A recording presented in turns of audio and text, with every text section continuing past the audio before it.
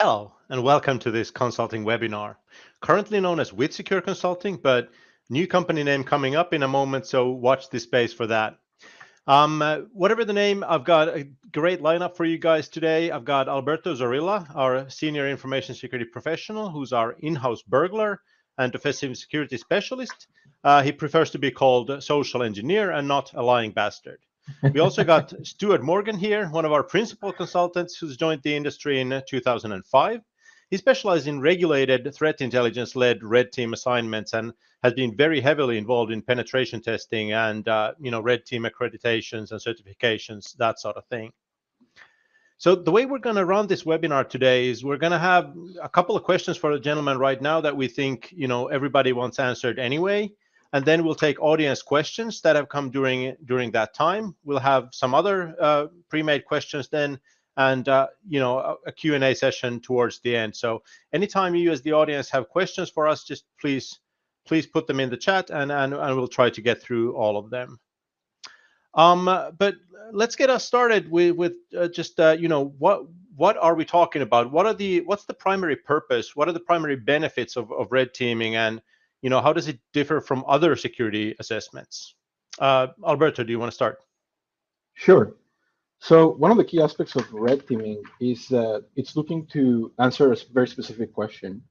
It is a covert type of project, which is trying to, as best as possible, simulate a threat actor and simulate all the tactics, techniques, and procedures that these threat actors use, so that we can deliver a realistic approach at how a client environment will react to a threat actor targeting an attack against them.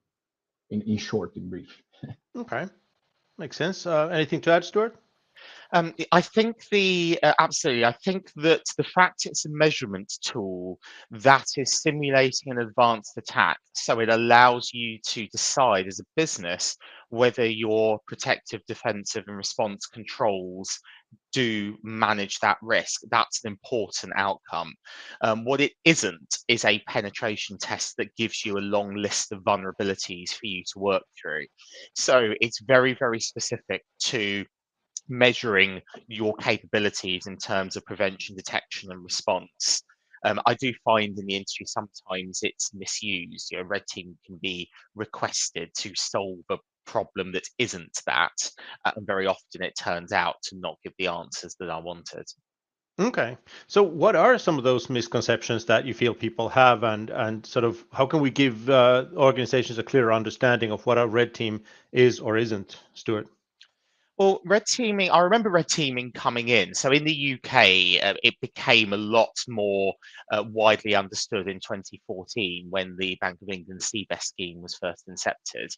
And it not for every organisation, but it became this buzzword. So everyone wanted a red team. This was the thing that you went for. It was new. It was endorsed by very senior regulators.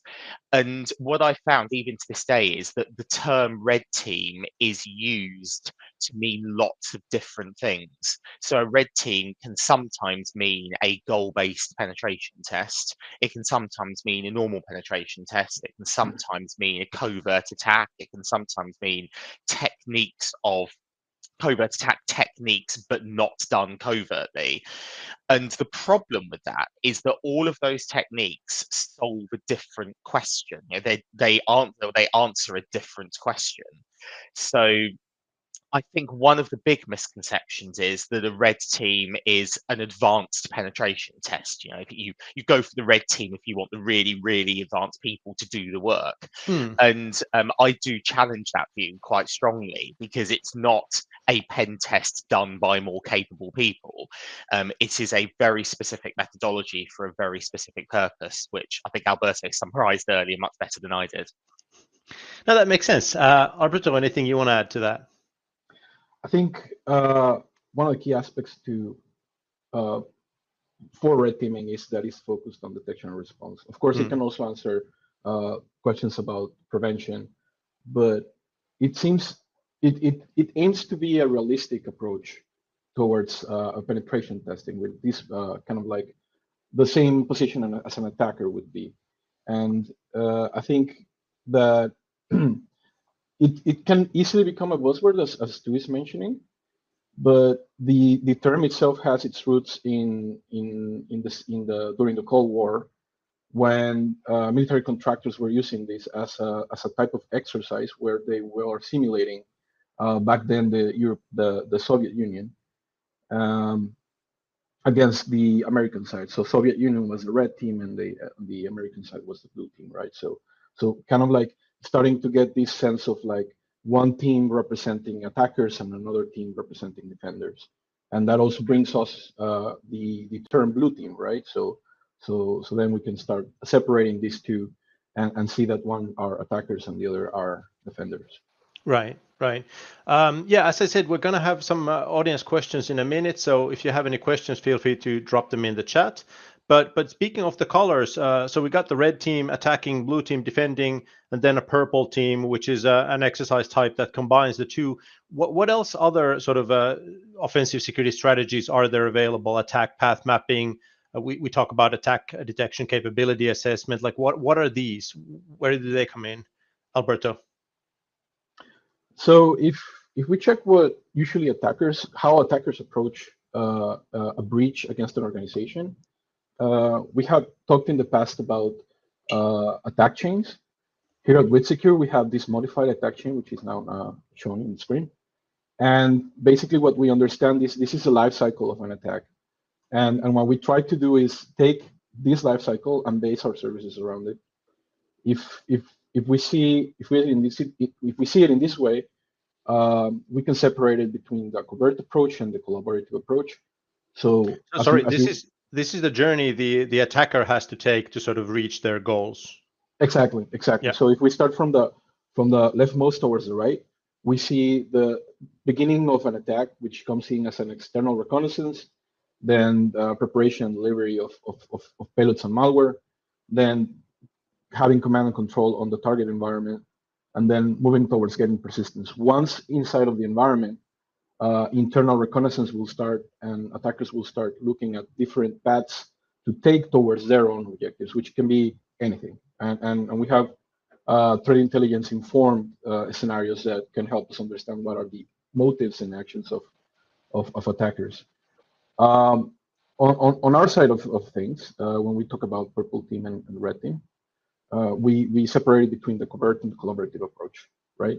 So red teaming, we're coming in as attackers with a more covert approach, and we use what is called a red team assessment or a targeted attack simulation assessment, and that can take any part of the attack chain, but the main purpose here is to understand how will you react in your incident response process against a real threat actor attacking you.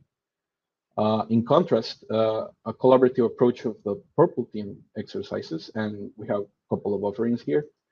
Of course, there's more than this, but this is kind of like just showing the main services.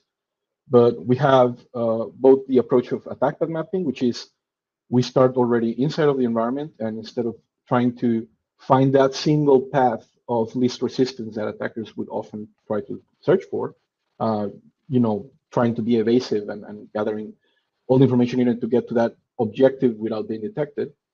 The collaborative approach means that we are not working anymore as 100% the covert attacker who has absolutely no knowledge of your system.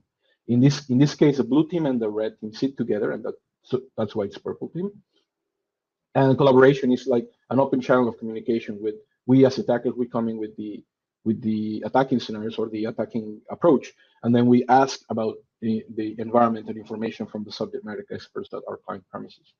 And that allows us to, instead of mapping only a single path of attack, only a single way that an attacker could get into and reach their objectives, we create a full map of all the different objectives that an attacker could find. The different paths an attacker could take to reach their objectives. And this is a focus on preventing these paths. And that is a key difference, right? When we're talking about red teaming, we're talking about detection response. And when we're talking about purple teaming, we're talking about prevention and detection. Prediction and prevention, yeah. Yeah. And I guess the focus sprints are just deep dives into a particular phase of the of the attack chain. Correct. So Okay. one of the key differences, for instance, with the attack detection capability assessment and the attack path mapping, both being purple team approach, the attack path mapping is looking at solving the question of prevention, right? What are my vulnerabilities? What are the different interactions within systems that will make my system vulnerable to certain different attacks, and how would an attacker traverse inside? But the attack detection capability assessment is focused on answering the question of detection. Is if an attacker is inside my premises, what are the different types of attacks that I can detect? Which ones do I have telemetry for, and which ones do I have prevention against? And when we're saying here focus sprints, is that in the sake of technique coverage, we will go through every step of that attack chain and detonate different attacks and the different TTPs that are relevant to that specific phase of an attack. And then we can make an analysis of the telemetry, the detection, the prevention that is available on client premises. Yeah. And if I may show something that illustrates that. So if we see this slide,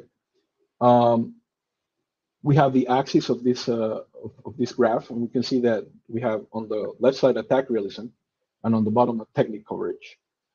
So you can think of a red team as the most realistic approach, but also the one that will use the less techniques or the most new techniques or the most creative techniques. So it will build on, but it won't be covering the whole breadth of techniques that an attacker could use.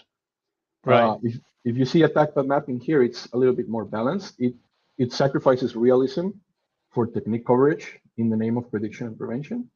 And finally, the attack capability assessment, attack detection capability assessment. The focus there is on detection improvement. So we forego attack realism for technique coverage. Okay. Yeah, because in a red team assignment, you're spending some time just staying undetected by the blue team, so that takes up your resources, and you don't have to do that in a purple team exercise. So you can spend your time on the objectives, the actual distance run. Yeah. Okay. So when like what's the selection guide? Like when do I, as the CISO of a company or a security manager, how do I know which one of these is the right tool for my need? Like what's the selection guide? What kind of needs questions do these answer? So if we think about how organizations should be approaching cybersecurity as a process, as a thing that is never ending, you have to constantly be doing it. You need to understand where in this process you are at the moment, right? If you're in the prediction stage, it's about understanding your attack surface and uncovering those weak spots. Usually, things like threat modeling are really useful, but also purple teaming can be informed by a threat model. When you're looking to minimize the attack surface, definitely looking at prevention type of approaches on the purple team, right? So APM would be a perfect solution there. You want to take that attack surface, understand it, and then make it as narrow as possible so you have control. Okay. Coming more to the detection and response, and we're talking about more red team approaches or purple team, which is kind of like the the baseline of ADCA or bespoke approaches. Okay. Well, this is segueing nicely into the first audience question we have. Maybe I'll have Stuart sort of add to what Alberto was just saying a little bit. How do you tell if you're going to benefit from a red team versus purple team versus other approach? Like, what's your advice on that? It's a really, really good question. And my advice on this is start with what you're trying to get out of it. Now, I know this sounds quite laboriously simple, but it's not intended to be said like that. It's because knowing what you're trying to achieve by doing this is going to guide you down the right route. So a red team is a measurement tool. It's not a fixing tool. So a red team the idea of a red team is that you choose, as we use the term, is that you identify key assets in your organization. So when this is taught on courses and in analogies, examples such as the safe that has all of your funds, the trading system that has access to essentially the entire company's investments, that sort of thing. Something that is going to utterly wreck or destroy your business, or in the case of very significant organizations, that could damage the country's economy, such as manipulating or altering the value of its currency or its international trading, that level of severity.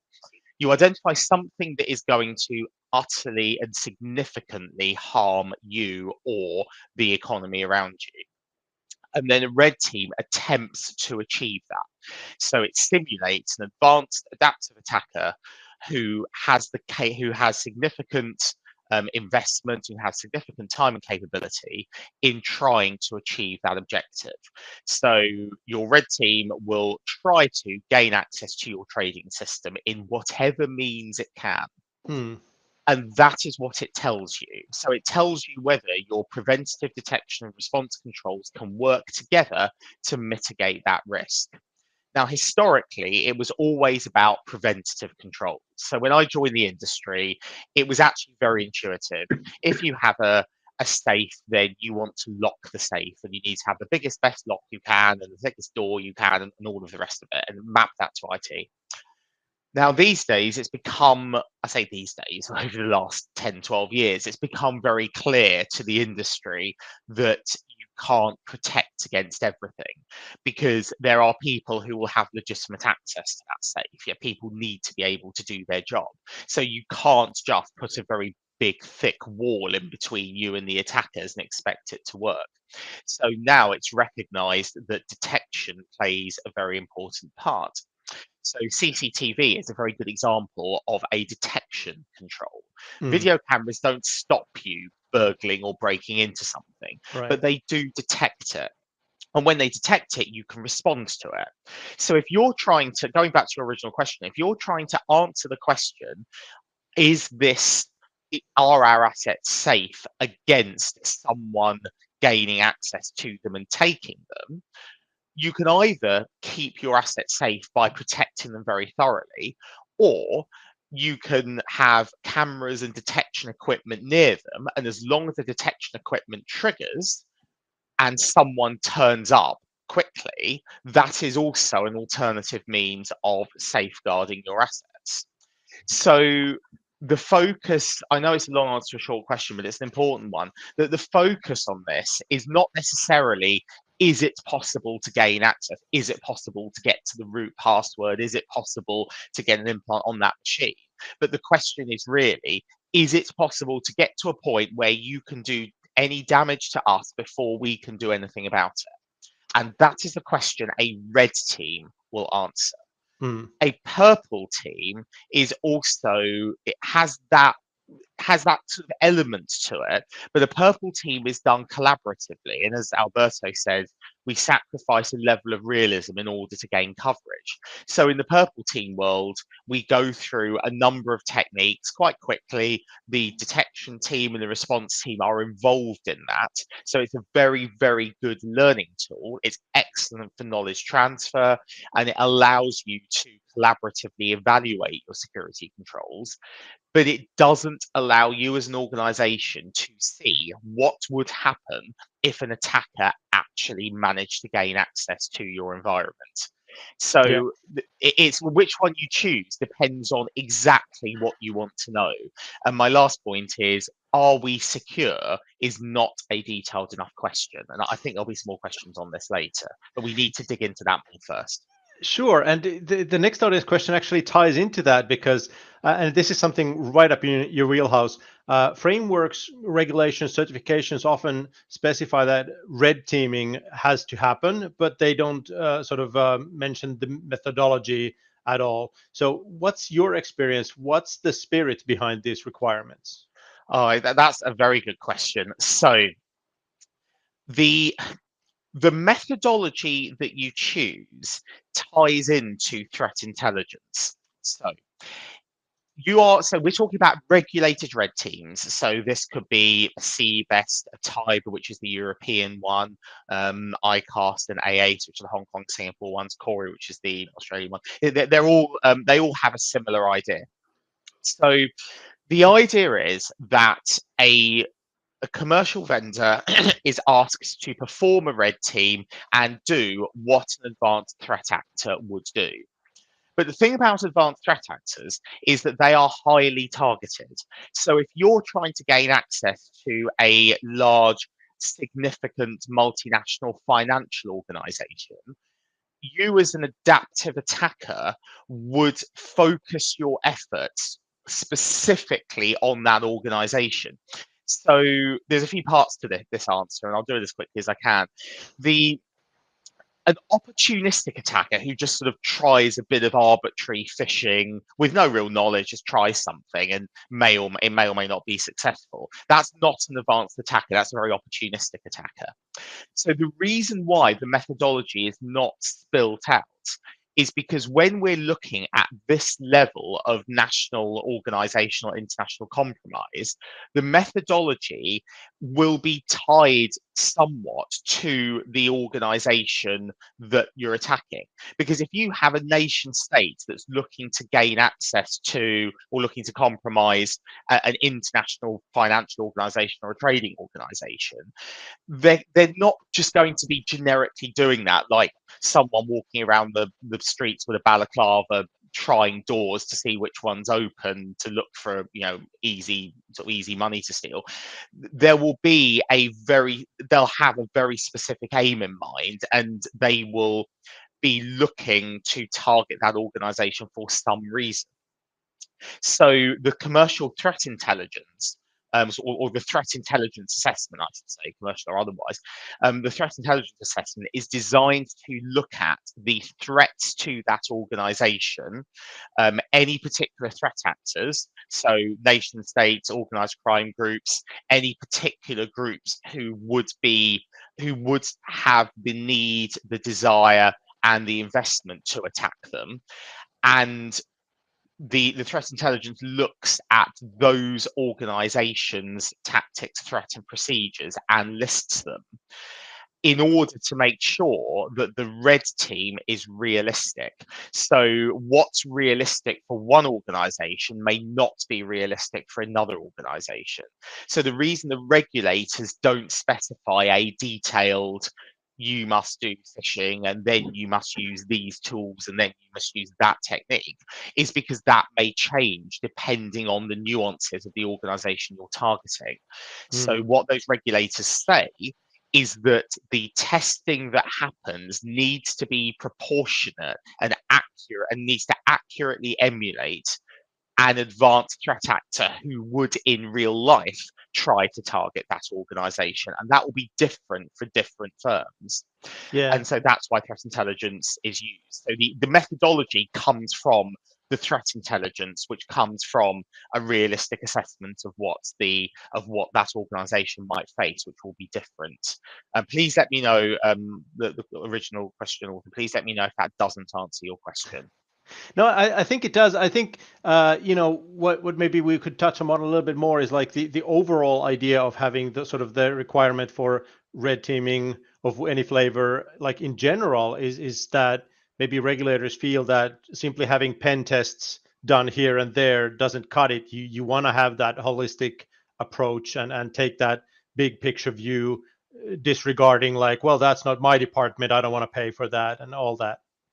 Yes, and the big thing about the pen test is that pen tests tend to be quite isolated. Right. So you're launching a new service and you have an online portal and your risk and governance committee feel that a penetration test is necessary to understand the risk of that portal. Absolutely fine, very standard, it should be done. The problem is that doesn't answer the question, is an attacker able to gain access to our core trading network and significant amounts of client data, personal data, or financial data for us. It Yeah. doesn't answer that question directly. So lists of vulnerabilities, sort of server banner disclosure and something about error messages may or may not be relevant to that attack chain, but the pen test isn't the correct tool to evaluate that. So the regulators have understood that having testing each system in isolation doesn't give you that holistic view, and most pen tests focus almost entirely on preventative controls, weak password, lockout not enforced. Those in the audience who are pen testers or who regularly read pen test reports will know where I'm coming from with this. It's really just looking at a series of abstract risks, which is absolutely fine and the correct tool for that job, but that technique doesn't answer the systemic question, the Yeah. holistic question. So Right. that's why they're not used. Okay, so speaking of audience members who are red teamers, there is a very keen audience member who seemingly wants to get into this business, and we have a lot of questions about sort of what's maybe this is more towards Alberto. Like, what's the best advice about how to get started in red teaming, particularly if you don't have prior pen test experience? Like you showed that attack chain just now. Are we looking for generalists who can sort of take care of that whole kill chain, or sort of is it okay if somebody just specializes in one area? Like how do these engagements work? So I think the key word for me in that is team, right? It's like red team is a group of people. It's not just a single person. So I think it's kind of crazy expecting someone to be able to cover fully at a specialist level every step of the attack chain. That's just unrealistic. So we will have specialists that will come in, and you can be a specialist in anything. You can be a specialist, for instance, in specific cloud offerings, or a specialist in a specific technology, or mainframes, or Salesforce, or some other thing, right? If you have that specialist knowledge and you have been uh, doing penetration tests against this type of environments, then you might be you might be picked into a red team.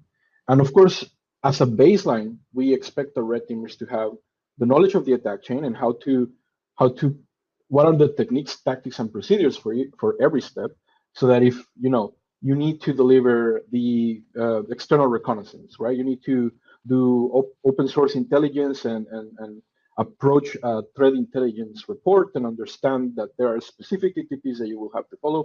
This is kind of like the baseline for red teaming, but everybody here coming at the red team are coming from a pen testing background. So we are learning from uh, having our technical background and then coming in as a specialist in maybe a specific step of that attack chain, maybe a specific technology, or then we take an interest in a specific part of the attack chain. So for instance, I really enjoyed the part of initial access. Initial access. How are attackers breaking into the our clients' organizations? So I will have a better standing at that, because that's the kind of topics that I have been doing research for, and the topics that I have been preparing myself to. Uh, Another colleague might be more interested in the command and control and persistence parts of the attack chain, and they will know how to make evasive payloads against different EDR offerings. So if part of the team doesn't have that expertise, then we can all come together, and by coming together, we can provide that expertise as a whole for the red team delivery. Okay, that makes sense. I just want to give Stuart a brief chance to add to this. Like, do you agree with that? What do you think is the best background or certification for a potential red team operator? Absolutely. So I agree with everything Alberto said. For me, the core skill of red teaming comes down to being able to troubleshoot and understanding at a technical level how things work. And I think this is one of my criticisms of some very accelerated courses, because where there are very, very short courses that try to teach this, what they do is they teach a series of tools. So here are the tools you run, and this is how they work. So here's a series of steps to follow. But a lot of my time on these engagements is spent fixing things or writing custom code or modifying techniques in order to accommodate the environment we're in. And in order to do that, you have to understand how the environment works at a very core level. So my advice to the author of that question for the technical elements of this is whichever specialism that Alberto mentioned earlier that you're looking for, try and dig into it. So rather than a very superficial run some tools, here's the output and these are the steps you follow, actually learn to rewrite that tool, learn how it works. Because when we're undertaking red teams at work, as I said, a lot of the time is actually spent sort of rebuilding some of these techniques to cope with the nuance of the environment. Okay, well, that's cool. That was the last audience question we have time for right now. We will have some time towards the end, so please keep the questions coming in. But I want to take this opportunity to ask something that I get, in my client conversations. A lot of companies are asking, can a red team give us an idea of like how good we're doing compared to the rest of the industry? And short answer, please, Stuart. This is a really, really difficult question to answer. And the reason it's difficult is because different organizations have different levels of risk tolerance. So when we perform a red team, we are looking to achieve a goal that the client or the organization has given us in their environment, and they will tolerate a different amount of risk depending on the organization, the regulator, the finding. So saying, are we better than the industry? The problem is that the industry comprises lots of different organizations and each is being measured against their own standard. So one organization, a particular finding might be very high risk, and another organization, a particular path might be very low risk. So it's really hard to say, how are we compared to the industry? Because unless we're comparing you to an identical version of yourself, we're not comparing like with like. Yeah. That's why we struggle with it so much. All right. So, one of the questions is, what are the things that an organization should be considering when they're trying to decide between the different types of offensive security assessments? Alberto, do you want to take a swing at this? Sure. Let me use this as a visualization of what you can do in this case. If you want to answer the question of detection and response, you're looking at somewhere related to red team.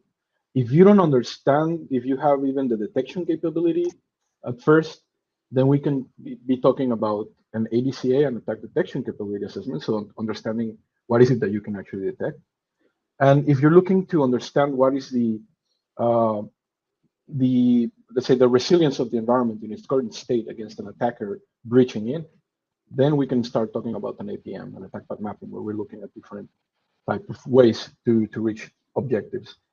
Another thing to note, though, is that both the red team and the attack path mapping are more scenario-based for the same reasons that Stu was mentioning about threat intelligence. Of course, not all red teams are regulatory in their inception, but when we're trying to simulate the attacker, we have to take into account what are the real objectives of attackers, right? Are they trying to detonate ransomware in their environment? Then we can answer that question like, how resilient is my environment against an attacker coming in with the objective of detonating ransomware and creating a bad day for us. So once you know that this is the question that you need answered, then you can start looking at this. But remember, red team, detection, response. Is it like a real scenario 100%? You gotta be certain that the return of investment there is going to be adequate for you, because it's a longer type of project, and it's also looking only at the path of least resistance. If you want to find all the different ways that an attacker inside of the organization would be able to detonate ransomware, then something that might be better for the return of investment would be an attack path mapping, which is we forego that attack realism for collaboration so that we can provide more technique coverage and find more attack path map the different attack paths, find more of these attack paths, and then answer that question. It's like, we found all of these different ways, and these are the recommendations so that you kind of like cut all of these paths towards that objective. Okay, so collaboration you mentioned, and I want to dig deeper into that. But first, I want to say to our audience, there are some great questions coming in. Keep them coming in. We absolutely want to take more of those on towards the end. But on the topic of collaboration, like, can you give me some sort of an idea of what exactly happens, the collaboration between the red team and the blue team? Like, how does that improve the overall effectiveness of security measures in an organization? Like, what does that look like, Stuart? Well, for me, the benefit of this is that when the blue team are looking to defend against attacks, one of the ways you can enhance that is if the blue team understand and can anticipate what the red team are going to do, because otherwise it just becomes a looking for alerts, waiting for an alert. So it's a bit like waiting for the burglar alarm to go off and then chasing the burglar. And the problem with that is you're always one step behind.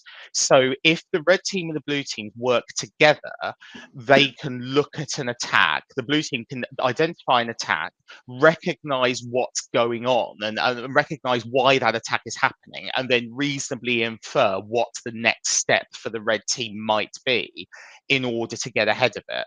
So I think, in summary, the collaboration for me, the benefits, apart from enhancing general knowledge and experience, is specifically around the blue team understanding the attacks and understanding the relationship between what they're seeing in terms of alerts on their sim and what the red team attackers are doing and why they're doing it. So they understand the attack rather than just brute force account, Kerberos here, something like that. They just see that and then think, oh, yeah, then following it, because they're then chasing the attacker the whole time, which is less efficient than recognizing what's about to happen. Mm. Alberto, do you want to add what's to you the biggest benefit of sort of flipping the table and looking at your estate from the attacking point of view?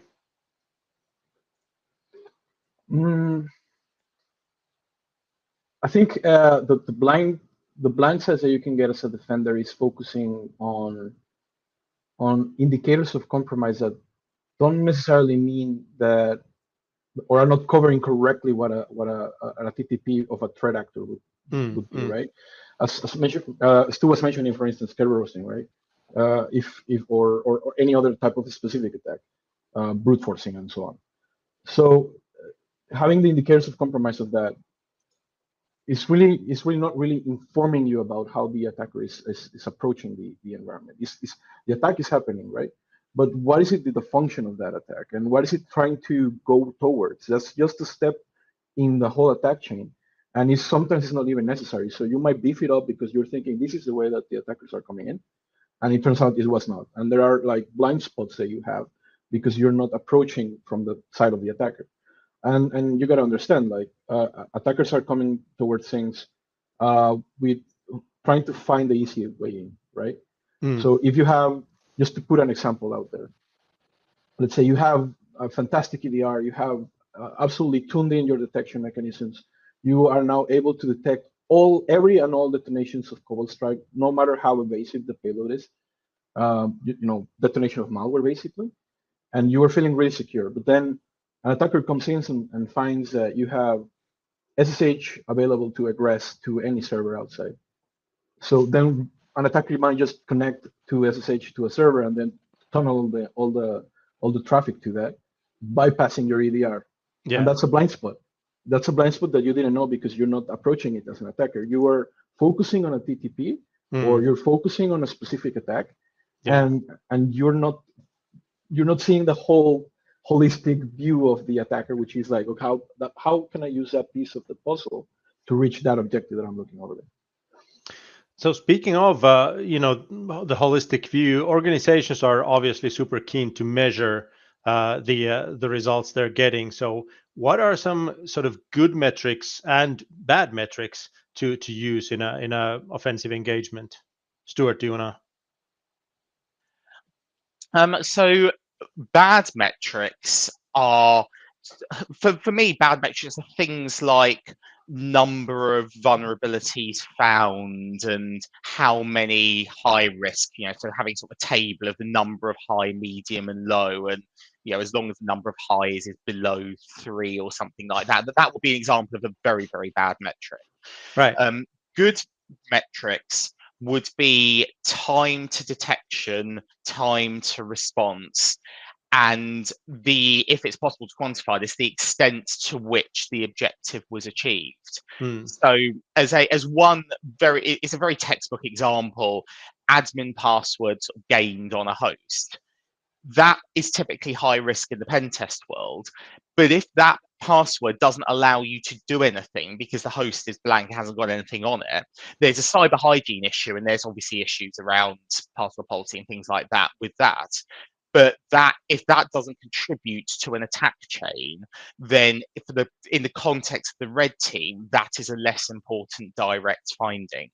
So I'd be looking at, rather than kind of, did you achieve the objective, yes or no, I'd be looking at, were the indicators of compromise detected? Were they acted on? Were they sufficiently prioritized?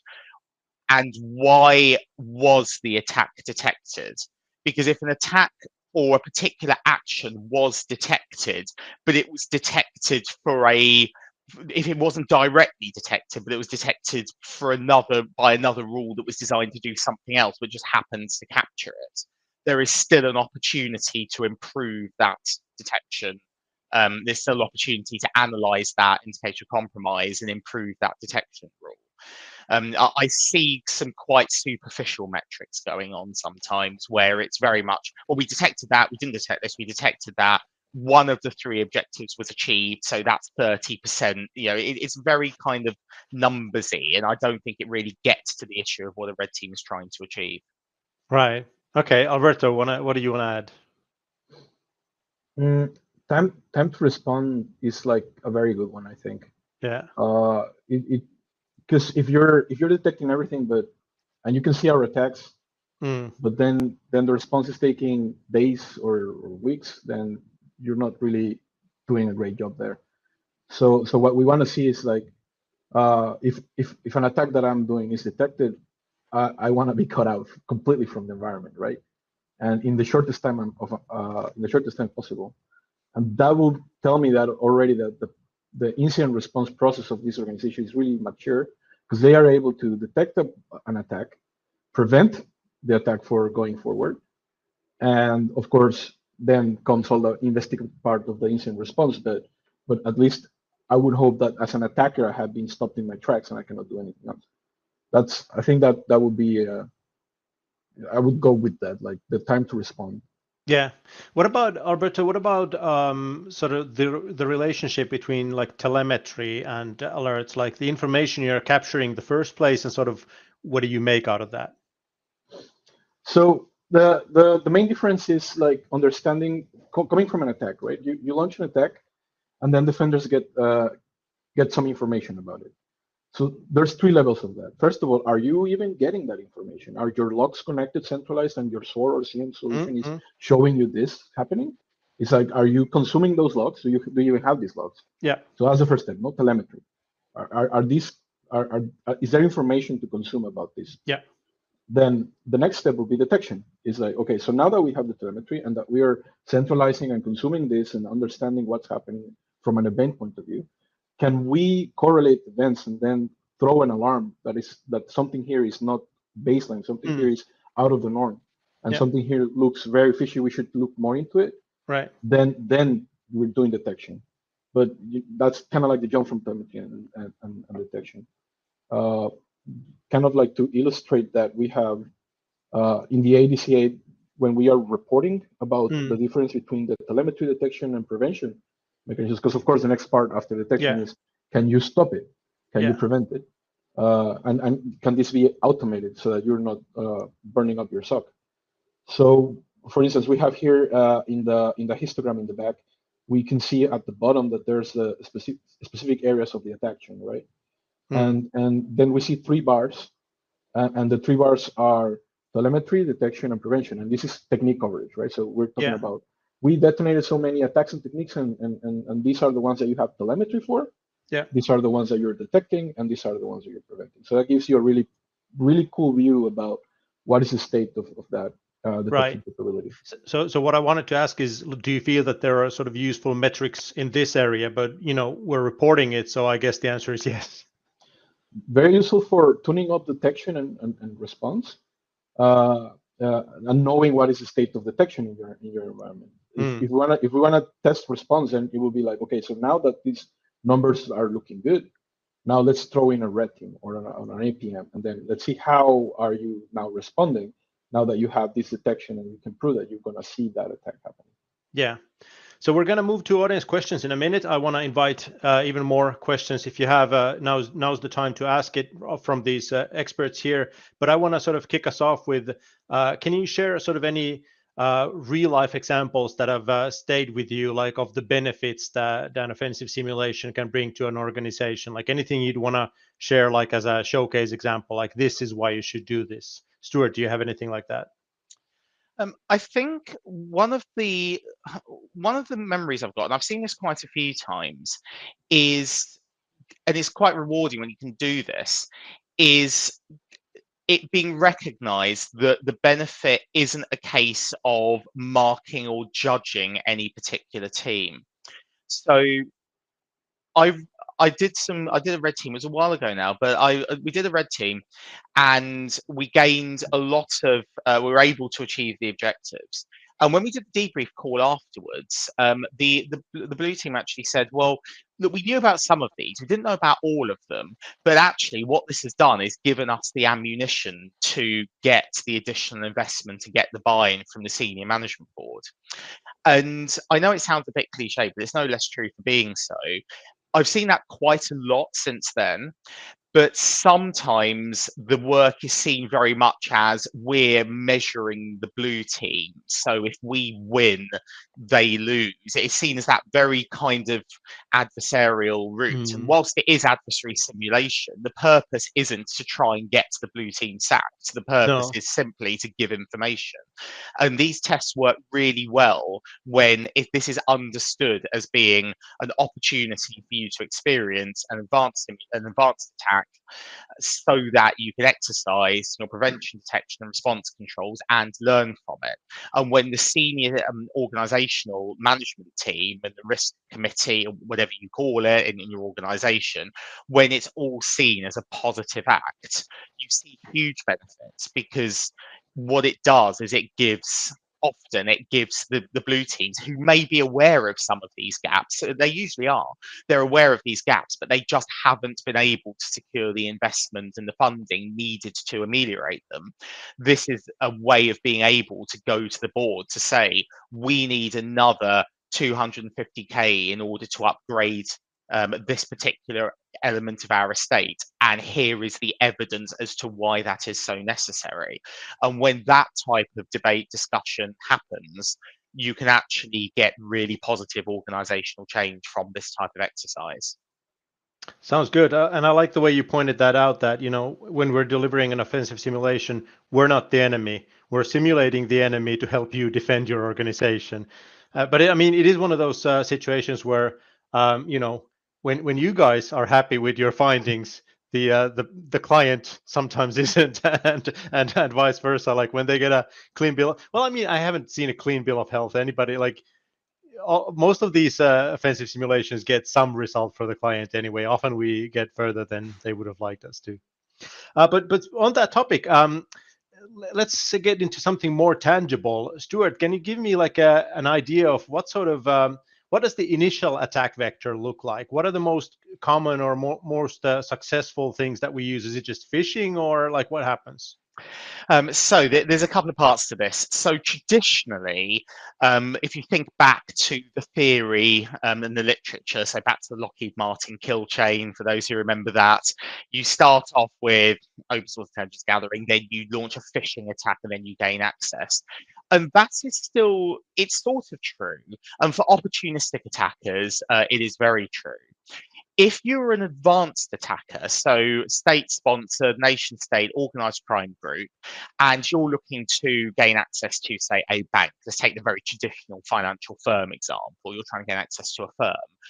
The evidence suggests that the way you wouldn't do that is by sending a bunch of random phishing emails to see what sticks.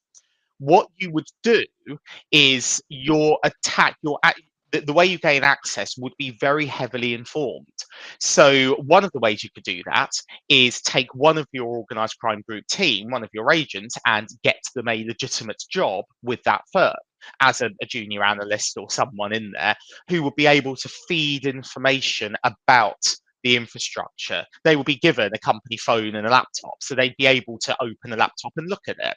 No attacks, nothing malicious, but they would be able to say, this is a Windows machine, this is a Mac machine, it's running the following tools, it's got these controls on it, these websites work, those ones are blocked. And that bit is incredibly useful for planning an attack. Others may others will have information through a different route. For example, the supply chain attack. I'm not aware, and I don't work for an organized crime group, but I'm not aware of any advanced attacker who tries to gain access to organizations through a completely blind, random, uninformed phishing process. So I do think there is a real opportunity here for the methodology to be amended or modernized to move away from the idea of first you start externally and then you gradually move internally. That doesn't replicate advanced attackers in the modern day. What happens is there is deep internal knowledge, and whilst the initial attack vector may originate externally, so supply chain or coercion in some way, phishing or similar, it's not phishing that's done with no understanding of the environment that you're going into. It's phishing with a lot of internal knowledge, or with someone who is now working within the client maliciously priming people to answer that, or even think about going to someone else's computer and opening the link for you, that kind of thing. So I do think there is an opportunity here to alter the methodology to reflect the fact that advanced attackers don't have this linear outside-in approach. Yeah, I like that. That's helpful to understand because sometimes I get a little bit of pushback from clients who are saying like, yeah, we don't care about the initial access because somebody's going to get phished anyway. And fair enough. But at the same time, like the stuff you're talking about just now is helpful for a defender to understand like what that might look like. Alberto, what do you want to add? What's your favorite attack vector? So I was thinking lately about the supply chain attack, specifically, for instance, the ones that have been happening at open source libraries, because like I wouldn't think that they are coming in blind, right? So it's a big operation, and they're trying to uh, introduce malicious code into wide open source libraries, and I'm pretty sure that that might be targeted because even though it has the potential to hit a lot of people at the same time, it would come from an informed point of view that, hey, this library is on my target. And when nation state threat actors have these kind of like budgets that they can do a multi-level kind of like multi-year operation trying to get into this type of supply chain attacks. Of course, we can also comment about the hardware supply chains attacks and so on. So that's one that I've been looking at, especially, for instance, if we're talking about developers and how they use, for instance, open source libraries that are prepared by third parties who are completely unknown to the organization. They, just to mention, like an example, a homebrew tab for Mac OS. Like anybody can do that on GitHub. So that would be an interesting vector of initial access, right? What if that library is contains a piece of malware that is evasive, and then the developer is installing it on your machine? What are the permissions your developers have? So now you start like, okay, that might sound a little bit, risky. Mm. So we are coming close to the end of our time today, but I do have one additional question, which is what's happening in the industry? What are some of the emerging trends that are taking place, and how might these shape the future of red teaming and other offensive exercises? Do you want to answer that, Alberto? Trends. Yeah, is anything happening? Yeah, but one of the things that I see is the use of more open source tools by attackers. Like, for instance, for the longest time, CobbleStrike has been the golden standard for red teaming, right? It's a very well-known tool, and as such, attackers are using it as well, right? But I was reading a threat intelligence report, and they were leveraging Sliver, for instance, which is open source. It's just open there in the net. You can download it from GitHub and so on. And this type of thing, where the code is shared, and it allows threat actors to modify that code and generate. If your environment is depending on indicators of compromise that are just based on signatures, and an attacker can evade those signatures just by modifying the payload, and that's something that I think that it's been a new trend from threat actors. Okay. So, Stuart, anything you want to add? What's something about the future of red teaming that you're excited about?